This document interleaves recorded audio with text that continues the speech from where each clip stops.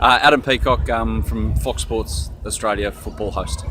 I've hosted Fox Sports coverage for about 8 years of the Socceroos, doing all the World Cup qualifiers and Asian Cup qualifiers and all the friendlies involving our national team. And you've been to Russia before. What was your impression? How did you like the Confederations Cup? I didn't know what to expect because I'd never been there before. And in the Western world, you hear about Russia and you hear different things, but it's best to actually experience it. That's my view. Never make a judgment before you experience it. And I was only there for 36 hours, so I'm not an expert on the country by any means, but I absolutely loved every moment I was there. I knew that there's a lot of history about the place, and of course, being in Moscow, I went to the Kremlin, Red Square, those parts. But just in general, I was surprised that how nice everything looked. It was June, so it's not the middle of December. So it was really enjoyable. It was open. It was clean, like cleaner than some of the places in Australia, and it was a fantastic experience to see those such historical places like the ones I mentioned.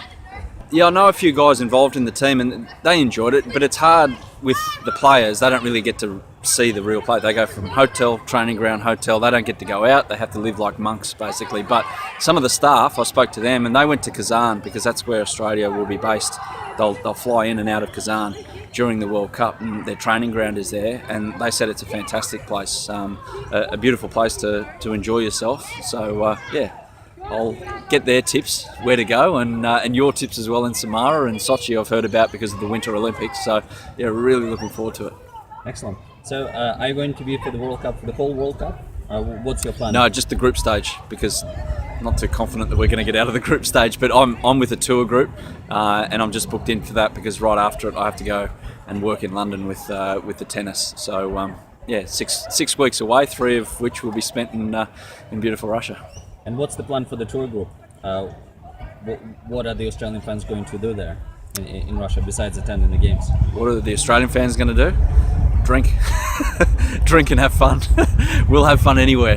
So I'm sure that we'll be able to find some places of interest and really enjoyable parts of Russia. And it's not about just going to an Irish pub, because there's an Irish pub in every part of the world, but it's not just about going to a pub or wherever. It's actually involving yourself in the culture of the place and immersing yourself, because let's be honest, I never thought I'd go to Kazan. I never thought I'd go to Samara. I'd never heard of it before Australia got drawn there, and I didn't think I'd go to Sochi, especially after not going to the Winter Olympics, thinking that they won't have too many big events. So yeah, I'm pumped about going and enjoying not just the culture of modern day, but having a look at the past, and it's got a fascinating history of Russia, and I look forward to being a part of it.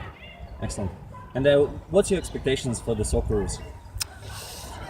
Expectations for the Socceroos. I always get told to go in confident but with low expectations, and that way you can be surprised in a nice way at the other end of it. I don't know if that's an old Australian proverb or something, but look, to be honest, not expecting Australia to get out of the group, but hoping with everything crossed. Denmark, predictions for the Denmark game? Denmark will be tough. If Christian Eriksen plays and plays at his best, I think we could be in trouble. But if we play at our best and nullify him and those around him, because he brings everyone else into the game, we're a big chance. That is pretty even, but we're going to have to go up a notch or two in what we came up with in the last games against Colombia and Norway. And what's your prediction for the World Cup as a whole? Who do you think will win? It's hard to go past the Germans because they've stayed at a level since Germany. But France wouldn't surprise because they've got so much depth.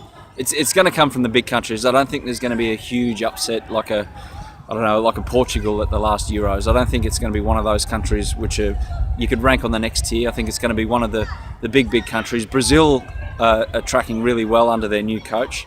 They had to change things after what happened in 2014 at home, but still not convinced about a few things about Brazil. Argentina have Messi, so Argentina have a hope. But really, I think it's going to Germany or France. I think they played in the semi-final at Euro in 2016. They're my two tips. Excellent. And finally, I'd like to ask you about the history of the Socceroos. You wrote a book on the history of the Socceroos. Can you tell a bit more? What was your motivation for writing that book? Why was it important? I wrote a book about the Socceroos, about qualifying for the World Cup in 2005. We hadn't in 2005 qualified for a World Cup in 32 years. 1974 was the last World Cup we attended in West Germany. So it was a long wait, and we found new and exciting ways to stuff things up, basically. So we got to 2005 and we had this group of players that had put themselves outside their own comfort zone when they were young players, and they moved overseas, and now they came back together all as one. It was a fascinating story of each and every one of them, and I tell their personal stories, each one kind of go in and out of the present being when they were going through the qualifying, and their history as well.